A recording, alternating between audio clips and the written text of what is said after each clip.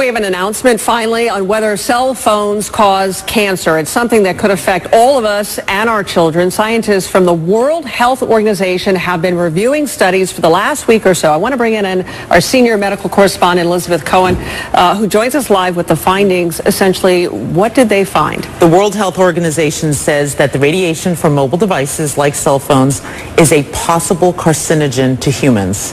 This is a very big deal because you and I have done segments about this before. Sure. It has gone back and forth. And this is really the first time that a large group, and it doesn't get any more sort of prestigious in many ways than the WHO, to say that it's a possible carcinogen. It puts it in the company of several other kinds of things, and so I want to tell you what it is, and I think that might give people an idea of what we're talking about. It puts it in the company of things like lead is also a possible carcinogen according to the WHO, as well as engine exhaust and chloroform. So that sort of gives you an idea of the kind of risk that we're talking about so here. I can't help but ask, I mean, should we be alarmed? Should we be freaking out over this information? You know what? I really hope that people who are listening to me are not freaked out for two reasons. One, they won't do the right thing, and we'll talk about what the right thing is in a minute. And two, they'll panic, and that's kind of silly because all these years we've been on cell phones and holding them to our heads, which is right, exactly. what we're talking about as being bad. That's done. You can't do anything about that. And if you're on the phone right now, you don't need to drop it. It's not that kind of a carcinogen. It's a kind of a carcinogen, or allegedly, possibly, that would build up over time. One phone call, doctors tell me, is not going to give you cancer. So what should we be doing? With this new information, what on earth should we be doing now? We are so lucky that there is something that we can do, because a lot of medical problems we can't, but we're lucky that there is something, and I am holding it in my hands right now. You use a device to keep that phone away from your head. Okay, I'm going to make it very simple. This is what experts that I talk to don't want you to do. This radiation is very close to your head.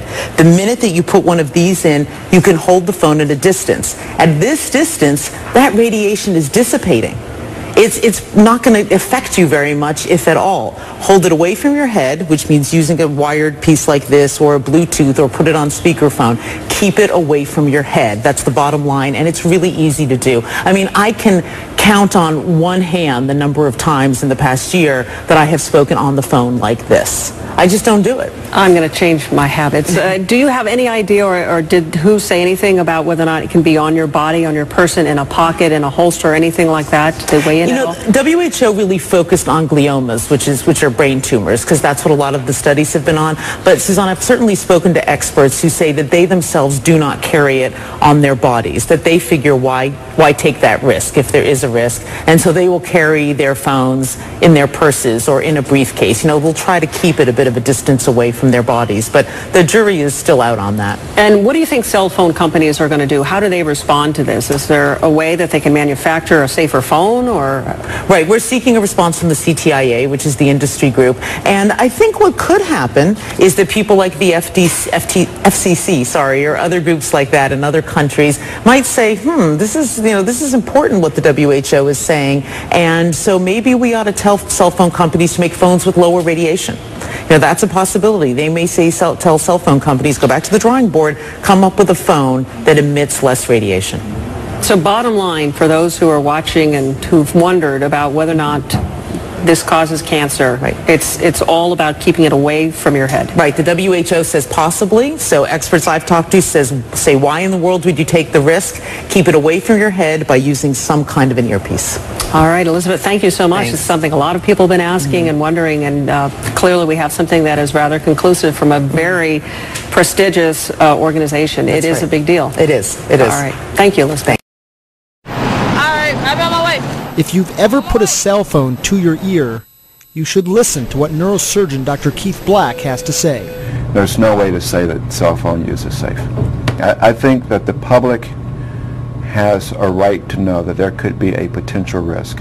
The public generally assumes that if one is selling something on the market, that we have had assurances that that device is safe. To be clear, Dr. Black's message is at odds with headlines from the largest international study on cell phones and cancer. Their conclusion, little or no evidence cell phones are associated with brain tumors. But if you look just one layer deeper into the appendix of that same study, and you'll see something unsettling. Turns out participants in the study who used a cell phone for 10 years or more had doubled the rate of brain glioma, a type of tumor. And keep in mind, cell phone use in the United States has only been popular for around 15 years. Back in 1996, there were 34 million cell phone users. Today, nearly 300 million in use, according to industry figures. Environmental factors take decades to see their effect, not a few years. So if it may take decades to get a clearer answer, what can we say about cell phone safety now?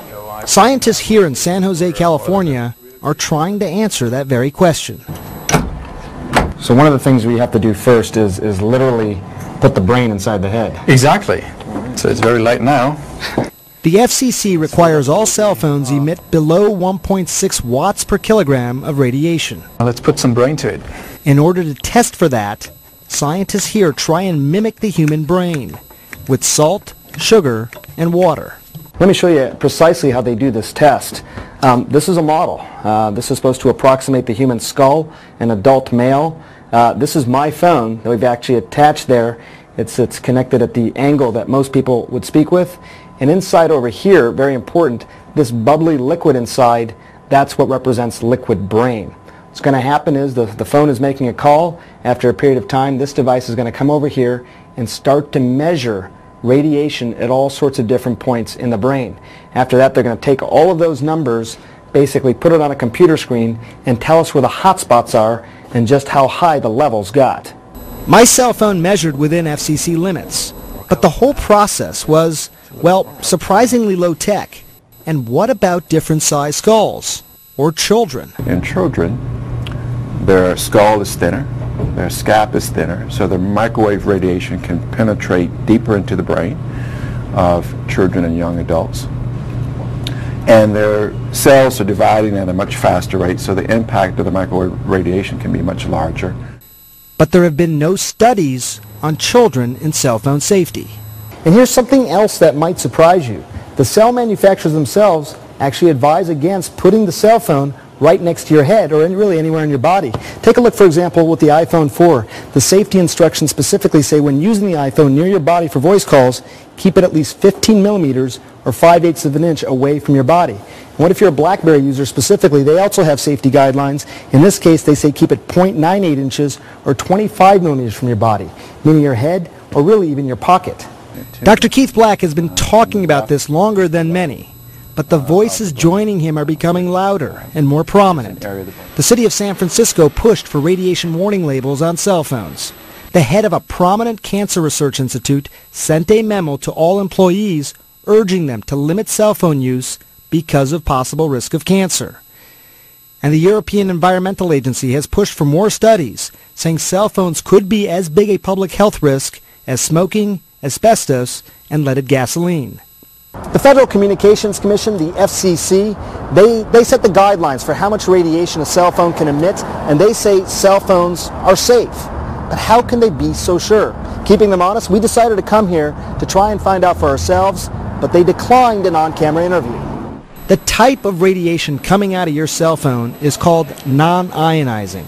It's not like an X-ray, but more like a very low-powered microwave oven. What microwave radiation does, in the most simplistic term, is very similar to what happens to your food when you put your food in a microwave oven. It's essentially cooking the brain. But based on their past statements, the FCC isn't convinced there's a real risk and maintain they, quote, do not endorse the need for consumers to take any precautions to reduce exposure. Dr. Sanjay Gupta, CNN, San Jose, California. Live blood analysis and electrosmog.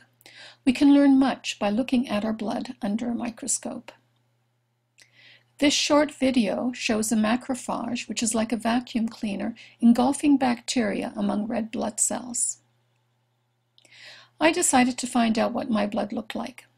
I pricked my finger, placed a drop of blood on a slide, and looked at it under the microscope. This is what I saw.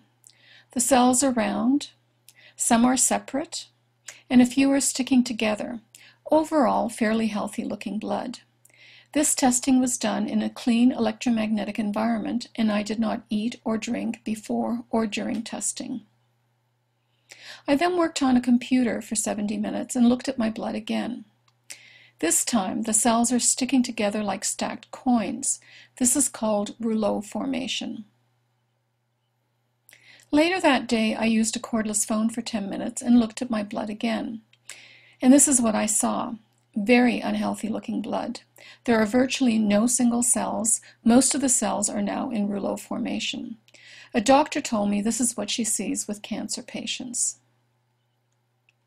What I learned is that my blood goes into rouleau formation when I use a computer or a mobile phone. This type of clumping interferes with the release of oxygen and the removal of waste products like carbon dioxide.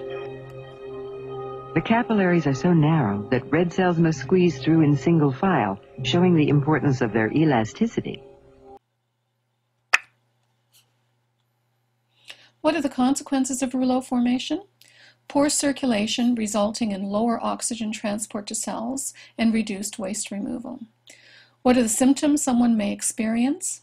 Headaches and fatigue, difficulty concentrating, numbness, tingling, and cold extremities, and possibly heart and blood pressure problems, including risk of stroke. What is the significance of this?